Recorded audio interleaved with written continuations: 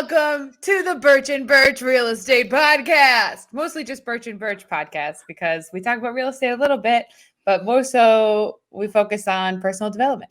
You talk about Morgan. We do talk about me quite a bit, and I do not hate it.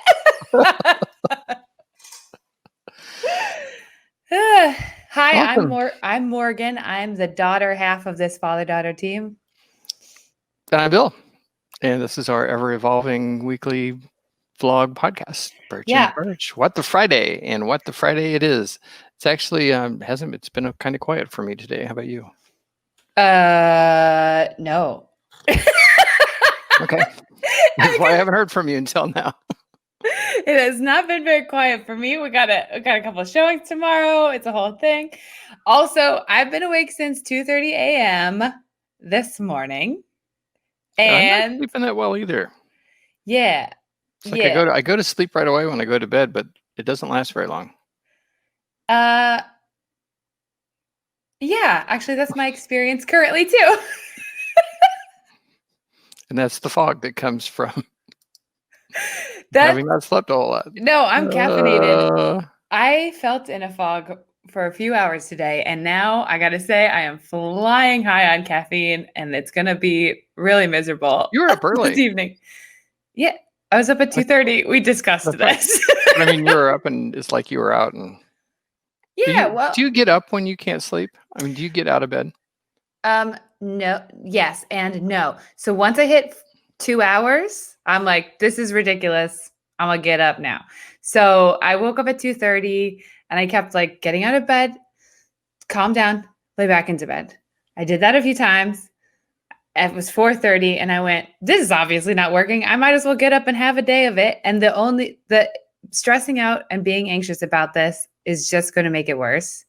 That's going to give it negative impact. So let's just have a good time and do the best we can with it. So I got up and I had myself a little party. I changed my toilet seat. It does not match. How fun is that? It does not match. My toilet is pink and my toilet seat is white. And your toilet's ugly. It's so ugly. But it works. Yeah. Anyway. It's a great apartment, but one thing about it, it's got an ugly toilet. But it's one of those things you don't replace until it's broken, unless it's your place and you're remodeling or something. Right. I'm not remodeling at the moment. Yeah. If we remodel, you can have our toilet. You tell people how you feel when you wake up in the morning, because this is my favorite. I feel like it's purgatory. I hate getting up in the morning. It's like this overwhelming emotion of there's nothing out there for you. Don't do it. This is as good as it gets. Don't leave. This is the best. This is the peak. This is the peak. As soon as your feet hit the floor, it's all going down. The irony of that is it sounds like you wake up miserable, and in that misery, you're like, this level of misery is probably the happiest I'm going to be all day. So I better stay here. That's exactly right. But I'll talk about it later. I started the 6 a.m.ers, which is a little group of Compass agents that all get up at 6 o'clock every morning and connect online and do things and have activities and stuff like that. It's awesome. So, but but I'm waking up before my alarm goes off, and that's insane. It's like my alarm goes off. I lay there in my purgatory until the alarm is like, you can only lay there so long. And I always feel like, I might as well get up. Yeah, but it'll get better. If it's purgatory, you feel like as soon as you get up, there's no option but hell. Purgatory, you're like, well, eventually it's heaven or hell. I don't know what does that. It's like some chemical thing in my brain. And then once I get going, everything's okay. And I can tell myself logically in the morning. Yeah. Just get up. Every morning you get up, everything turns out great and you end up having a great day. That's gone. I can't see it. It's not there. The thoughts, logically, it's like somebody else's book. It's like, that's their book. That's their thing. That's not my thing. Yeah, you're like two different people.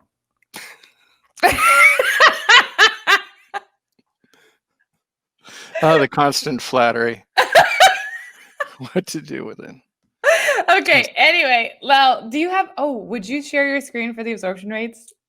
Do you have that? Oh, yeah, I do. While you do that, do you want to talk about something? How long is it going to take you?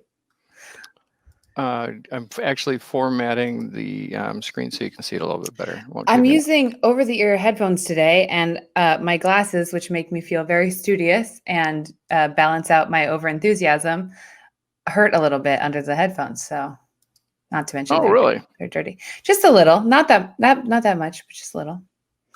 I see. Okay. So, if everyone thinks I'm stupid because I'm not wearing glasses, justified. This is all an act. Oh, it doesn't take wearing glasses for people to think that. You mean it doesn't take not wearing glasses? Them, yeah. That's a funny joke too. Fumble over. All right. So all right. I'm not the most competent guy in the world. You got it. You got it. Here we go. You ready? Here is the market today, ladies and gentlemen. Yeah. So these are absorption rates. We talk about this every week a little bit just so that we know what's going on in the market. Wasn't it 185%? It's crazy. It goes to show how many properties have gone into contract about 2 months ago, and now they're all closing. I know it's crazy. Will you zoom in on that graph? Because in a small version, this is really hard to see. Yeah, slide over there. Just do the 2 fingers on the, yeah. Yeah, if my computer worked like yours, that would be great. Oh, I forgot. You've got a, yeah. I'm on a desktop. But anyway, so yeah, this is what's happening right now. There is something else I do want to talk about because this makes it seem like the markets are in general climbing and everything's getting better. But this is only an indicator of how many homes are closing or that are sold versus the number of homes on the market. And that goes to show that there's not typically a lot of inventory there. So you need to, prices are going to be really high. And for example, we started following Montclair a couple of weeks ago. And it's up, you can see it, it's the top blue line. It's this line up here. And it's just crazy. But that has to do with percentages, not actual numbers on the market. I'm going to shrink my screen and see if I can share this. It has to do with how many homes are closing versus how many homes are being listed. And because fewer homes are listed, especially between the holidays, and a lot of homes are wrapping up that like in October and September went under contract and now they're finally closing. This is the most distorted period that we have for looking at the market. Yeah, we haven't seen this. I haven't seen this in my career. But anyway, so let's take a look though. If you notice, these are the lines, you can see we're tracking Hoboken, North New Jersey. Not included in this chart is the 7-day absorption rate, what's going on in the last 7 days. But what's really interesting is the homes for sale. Notice this green section right here. At the peak, we had 125 homes for sale. I literally cannot read it. It's so tiny. It's too small. Okay. Can you read that? Yes. All right. So on a phone, somebody could not read it, but we'll just say what it says. Yeah. Basically, this at the left end of this green section, there were 220 homes for sale, then 218, 194, 184, 177, 145, 132. So the number of homes on the market is, as soon as this gets down, about 20 more will be at half. November 12th, number of homes for sale in Hoboken will be half of what it was in October. So the inventory is dropping significantly. There's, the market's been bad along the water. The northern New Jersey suburbs, it's blown up. Let's get out of this so people don't have to look at this chart anymore. All right. Because it's a little boring. But great, you're right. You're so right. The markets are slower now. I think there are a lot of closings out west and in the suburbs. They're still hot. I think compared to what they were pre-COVID, still awesome. They're having probably the best year ever. But for those of us between the George Washington Bridge and the Statue of Liberty and in about 2 miles, which is our primary market, it's really slow because we mirror the Manhattan market. So it's in a lot of sellers have lowered their price to the point that they're not going to lower them anymore. A lot of units are just going off the market. They're being withdrawn or expiring without being sold, and the owners are okay with that because they're just not going to sell for less. And now that the vaccine's out, that's my opinion. if you can hang on to it until next spring. Yeah. Let's launch it.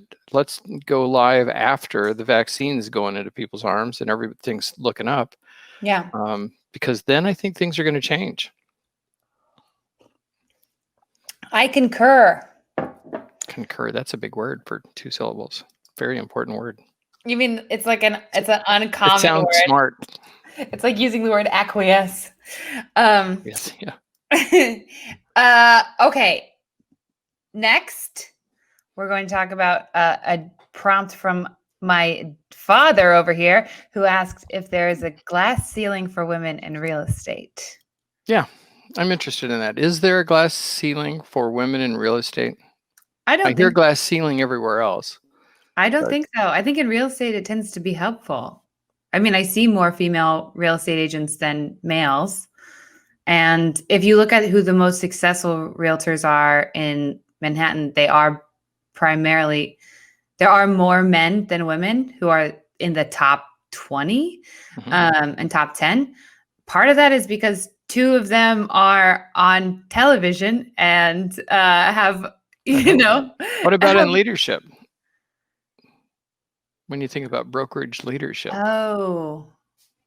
If you wanted to be the broker yourself, or if you were in a company like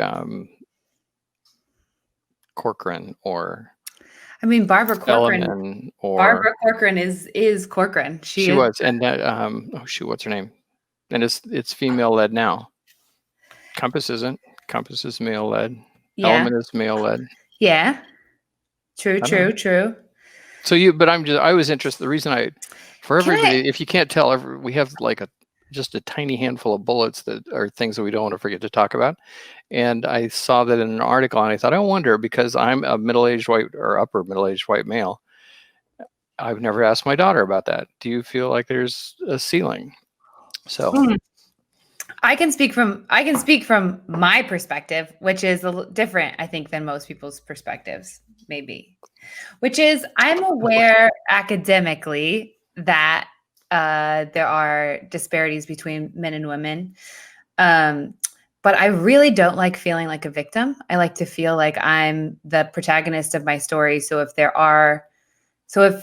it is harder to succeed because I'm female, it depends on the amount of resistance you get. But because I've been lucky enough to have enough resistance that I'm like, all right, bring it on. I can overcome this. I don't want to ever think of myself as having any kind of ceiling above me. I don't want to think of myself as having a glass ceiling. So I think if one day I'm trying to run a brokerage and I'm getting kicked out and I hear things that are very sexist and the reason they're not letting me do it is because I'm a woman, then I'll be like, this is a glass ceiling. I'm so angry. But I think in order to get to the point where I recognize that glass ceiling, I have to pretend there isn't one until then. I have to believe I can get past, I can just keep going. And then when I run into a glass ceiling, I'm like, oh, like a bird flying into a window. Oh my God, I can't believe that's there.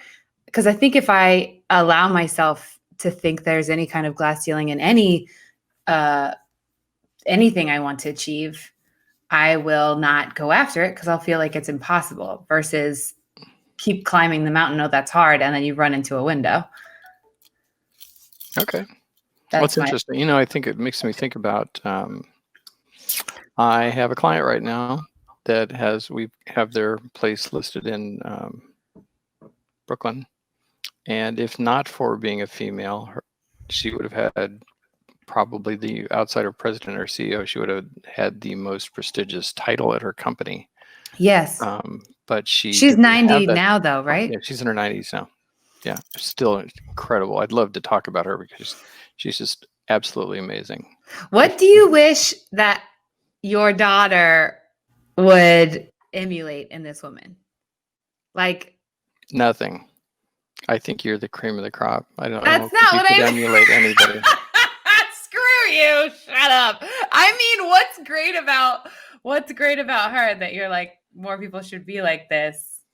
This is she's incredibly self-aware, and not in she just has an incredible sense of self, not in an inflated way, not in a deflated way. She's just incredibly pragmatic. And she's very comfortable with where she's at. She thinks about her decisions. You know, she's like, oh, Bill, I need to think about this. Yeah. She'll think about it and I've thought about it. This is what I'd like to do. No emotion, no anything. And she makes a decision. She moves forward. There's no regret. Yeah. No, I think I'd like to do this. I think this is what, and she's in just her incredibly, 90s. Wow. yeah, she's incredible. Incredible. I talked to her not long ago, and she had been out swimming in the lake. Blew her up. Dang, like, guess what I did? I said, what? I haven't met her. I went for a swim out in the lake. I swam out to the buoy and back. What? That's phenomenal. Did you have somebody with you? Well, yeah, I had yoga. Some family member that swam with me. But I did by myself. It's not like I needed any help. And I said, okay. Already then. I wasn't trying to indicate that. Yeah, so. That's going to be a really good segue into personal development. I was going to talk about TikTok and other apps and how they're impacting real estate, but I think that what's most interesting to people who actually listen to this is not the apps and how they're impacting real estate. Because I'm interested in that. But okay, so briefly, we can talk about that in a little bit. I'm going to talk about that and then swerve into personal development. So TikTok is getting renters for properties, but not buyers. And this does not shock you, I'm sure, because if you think about it, who's on TikTok? People who are renting, people who are right out of college and younger. So that makes sense. The way you introduced that is like, okay. Okay, all right. Well, they did an interview in Real Deal with a guy who had rented 3 apartments through TikTok, and his renters had found him through TikTok because TikTok uses geographic location for your For You page and stuff. I guess I don't. You can't target it yourself, but the timing of when naturally. Maybe we should look into that. Yeah. That's what we need. One more thing. One more thing. Yeah, but it only works. I don't think for selling an actual real estate property it works because you're selling to people who are older than that, whereas renters tend to be younger in that demographic. So that's interesting. Well, but as we're growing our team, we're definitely going to have a rental component to that. That's true. So it's an interesting. I was not on, but I subscribed so I could look at TikTok. Yeah. But so much of it was just the song, and I'm gonna do some cute little thing to the song. Mine is just animals. Mine is just a lot of cute animals, and then funny videos, and yeah. Yeah, it starts to figure out what you like, I think, because I started to get more into the fail videos. That tracks. That definitely tracks. You love a fail video. Oh, that had to hurt. Ooh. Oh, so many memories screaming that at the television. I'm not stupid enough to do that. Okay. And now to my favorite part, personal development, which we're considering focusing the majority of the whole podcast on. If you're listening to this podcast, Dad just fell asleep. Okay. So we both work very hard to have the kind of life we want, to be the kind of people we want, to have a happy life. Like we are to figure out what kind of life we want. That is more than half the battle. That's true. So I guess that's a good question. Where do you feel like you're at and where are you going? Is that a question for me? Yeah, that's the way. Anybody else here? For somebody else? I mean, I know there are 2 people in one, so just choose one of the 2 people to speak from. Everything is optional in my mind right now. So it's like, do I want to do that? Do I not want to do that? Is that going to be worth the work? Is it not going to be worth the work? Is that the direction I want to go? There's an old saying about be careful what ladder you climb, because you might, when you get to the top of it, you might find you have leaned against the wrong wall. So I'm always questioning, is this the wall I want my ladder against? Is that the wall? So, and I always struggle with the morning thing. So I have joined that 6 a.m.ers group, which is awesome. And that was an example of a wall.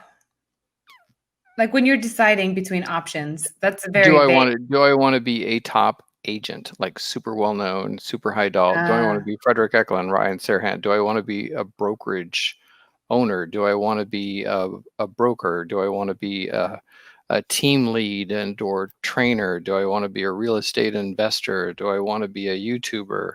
Yeah. What do I want to do? Because I do know that if whatever it is, if I like it and I focus on it and actually work, Yeah. I'm likely going to be successful at it. Not always. I mean, I've had enough businesses. Some of them did not work. So you never know. I'm kind of working on that right now. What about you? I think that, no, listening to that made me recognize a really big difference in how we look at things, because I think don't, that's good. I think that's probably healthy, but I don't have a specific, so I'm not thinking, do I want to be Ryan Serhant, or do I want to be Frederick Eklund, or do I want to be Carol Baronetto, who I absolutely love, or I'm not like I'm not deciding where to put my ladder, because I don't feel like it's a ladder. I feel like I'm on a sailboat and I'm heading towards that continent. And I'm like, I think that continent's going to be cool. And so I have the general goal of, I want to have a really strong business. I want to make good money, and I want to do it in a way that has that instills a sense of belonging in the people that I work with on my team or my clients. And you always say people before profit. Yeah. Well, I mean, I stole that from some company. I just don't remember which one. Everything's stolen, but it's true. So that's how I view it. So I don't feel like I do get what you're saying with, where am I going to put my time and energy? I only have so much, but I don't think about it as much about the end goal being all this or all that. More like, let's keep pushing forward and all of these, see where the money is coming from, make sure we focus on that, keep building here. Like, it's kind of this big messy thing. So I'm headed, if I was going towards a direction, instead of climbing a wall on a ladder, I would be sailing at a continent on a sailboat, and like, I don't know, am I going to land north or south? I'm not sure yet. Where's the wind taking me? What's the, fastest way to get there? Interesting. Are you reading anything to help you get there? I just what are you reading right now? What was the book? I haven't read it yet, but I just bought it. The one that you and Emma told me about, Jack Canfield. Oh, Jack Canfield, Success Principles. Yeah, it's an older book. I'm going to read that one. I'm reading Dark Towers right now, which is not a business book, but Rich Cronin told us about it, and so I'm reading it, and it's really interesting. And then I have a couple other books that I'm just reading because I enjoy reading. I actually think that I'm going to read the autobiography by Malcolm X. I just started that, and I feel like that's going to be a business book, because there are some really strong business leaders who love that book and have modeled choices in their life and leadership around it. So I'm looking at that one as a personal development book, even though it's an autobiography. So that's a whole handful, like a mess of that. See, everything with me is messy. And so there's a whole pile of things that I'm looking at. Well, it's awesome though. You have a very you live the life you seem, because you have a very vivacious personality, a little all over the place, and you live that same life. You live big. You actually live a very big life. I think it depends who you compare me to. I'm not comparing you to anybody. I'm just saying you do live a very active life. I try to have a full, happy life. When I feel bad, I try to, my initial desire is to hole up alone and not see anyone.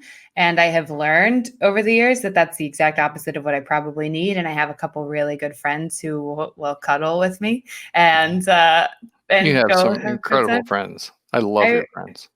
I love my friends too. I feel so lucky. So what about you? What are you reading, learning, etc.? I started Built to Serve, but then I started the 6 a.m.ers on Monday. So we've made it 5 days in a row. That's worked out great. Can you explain what that is? It's a handful of real estate agents on the East Coast that all get up and connect, and we meet at 6:00 in the morning. A couple days a week, it's a live video. 3 days a week, we're just chatting. Or we've got posts. Here's what's going on. Here's my challenge. I'm not sure about the, whatever. Oh, okay. So it's like accountability group. Kind of, yeah. So there's a bigger one for the East Coast, and then there's a smaller one that we just created for 4 of us. I can't say locally because 2 of them are in Pennsylvania, but basically there are 4 of us that are. It's pretty local. So anyway, that's it. So and that one's a little more intimate. Like I like this, I like that, and I'm trying to do this. Whatever. Here's what it's like to get up at 6:00 in the morning for me. So you don't feel like you're the only one, because it's a very isolating industry. Yeah. The real estate industry. It doesn't seem like it from the outside, but it's very self-motivated. You talk about people being self-starters. You really, really have to be a self-starter in this business, because you could just sit at home and wait for the phone to ring and never hear from anybody. Nothing. Dead silence. Yeah. Or it doesn't happen unless you make it happen. Yeah. That's true. So that's the 6 a.m.ers thing, and we're reading The Subtle Art of Not Giving a. You are? Mm-hmm. Yeah. I love that book. That's good. I wanted to not like that book because I was like, this is an inflammatory title, and it suckered me in, and it got me to buy it, and it got me to read it, and then I read it, and I was like, it's so good. Yeah, it's got a weird. It's inflammatory. It starts the first chapter or 2. Yeah. Just super vulgar. Just if you're from Iowa, yeah. Yeah, if you're from Iowa. But I mean, it's just intense. It's like, how many times do we have to say this? And it seems like there's an effort. So you're like, I don't know if this is ever going to get to where I want to go. But quickly after, I think, chapter 2, and the chapters aren't that long, all of a sudden you're like, I get it. I know where you're going. Yeah, there's a lot of solid philosophy. I like that book. What are you liking about the book so far? I like it's basically a stoic perception or take on life. It's like, don't add to it. Don't add to the, all right. So they were upset in that moment. That doesn't mean that's who they are. That doesn't mean that's the way the world's going to go from here forward. Yeah. Don't worry about it. Don't give but not in a bad way. It's just, don't make more out of life than is there, and take that time that you would usually spend worrying, enjoying it, making better decisions, spending time with people you love, doing more productive things. Yes. You know what? Stoicism, which we've discussed before, both of us really like, is basically an act of reframing, or just framing in general, to make everything less of a big deal and prioritize relationships and doing things well above all else. So if you don't succeed, but you did your thing really well, the best reward for a job well done is having done it, and all that kind of stuff. I hadn't thought about that before, but it's essentially framing. And I was reading this neurohacker article about stress, and the best way to cope with stress, which we all have every day, is framing it in your mind as this obstacle you're overcoming, like the stress itself, or the thing that's causing the stress itself. And that's very stoic. There's a idea called the obstacle is the way in Stoicism, because the obstacle, having it, yes, you have to choose. No matter what, you're going to run into obstacles. So choose the obstacles you want to overcome. And when you don't choose them, they're just thrown at you. This makes you a better person. This makes you better prepared for it next time, a better leader, a better friend, a better everything. So Stoicism brings out this appreciation for the struggle. It's kind of the embrace the suck mentality. Are you getting a new computer? Oh no, am I freezing? You're freezing. I don't look like I'm freezing on my computer. Wow, I said so many words and you probably only heard half of them. That wasn't too bad. Morgan and I have been talking about her need to get a new computer for a long time. I ordered one. And then yesterday, it's like we went to we had a meeting with somebody, and Morgan was we're trying to share some marketing ideas that somebody could use to market a huge property. And she's going through it, and it's like, holy cow, there's like a 3-minute delay in what's happening or what's going on. She's like, I know, it's my computer. She can't move herself. It's amazing what you will spend money on and what you won't spend money on. Hold up. What will I spend money on? What do you I don't want to talk about. What do you think I'm not frugal on? Give me one thing that I'm not frugal on. Things business related, or if you think that you should pay more because of your participation in something.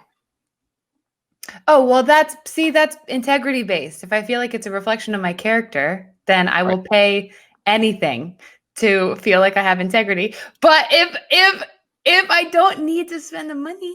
So here's an example. We had a listing. This is a little while ago. We had a listing out in the suburbs. Yeah. And I said, hey, can you go to this inspection for the smoke certification? And she's like, yeah, I'll go do it.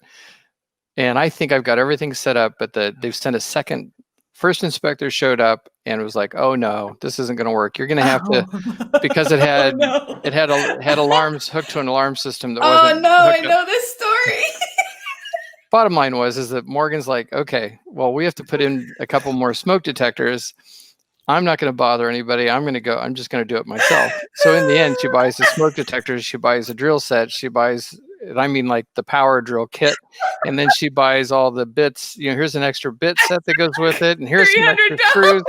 $300 worth of stuff to put in a $15 or $20 smoke detector. And she came back grumpy, as you can imagine. Like, what is all this stuff? And she said, well, I had to have some way to put the smoke detector in. What smoke detector? What are you talking about? Well, your inspector didn't approve it. So I wasn't going to be beat by it. So I went and got the smoke detectors and I bought this. And then I said, have a screwdriver. That is like, you just need a screwdriver. It would have been really easy. The screws I threw away so much money. I should have just called you and been like, here's what happened. What would you recommend? So that's what I mean. You won't buy yourself a new computer, but man, you'd throw $300 at getting that smoke detector in a client's house in a heartbeat. You'll do anything for a client like that, or anything business related. You will not. Stupid. I get it. It's integrity related, but it was such a dumb day. I was dumb that day. It's been great having that in the back of, I don't know which car it's in. It's in the red car? I don't know. It's in one of our cars. It should be in my car. It's in your car. But whatever. I have 2 sets of those already without yours. So anyway. Okay. I think we're done because we're past. This is the longest one we've done. But it was lovely podcasting with you, Dad. And you too, darling. It's been a pleasure. I love you. Thanks, everybody. Shake and bake. Shake and bake. Please subscribe if you happen to see this on YouTube. Subscribe. Facebook, yeah. Whatever. Subscribe, follow, friends. Hit the notification button. Yeah, if you're listening to this podcast version, in the description are the links to all of our social medias. Come be our friend. All right, shake and bake. Bye. Shake and bake.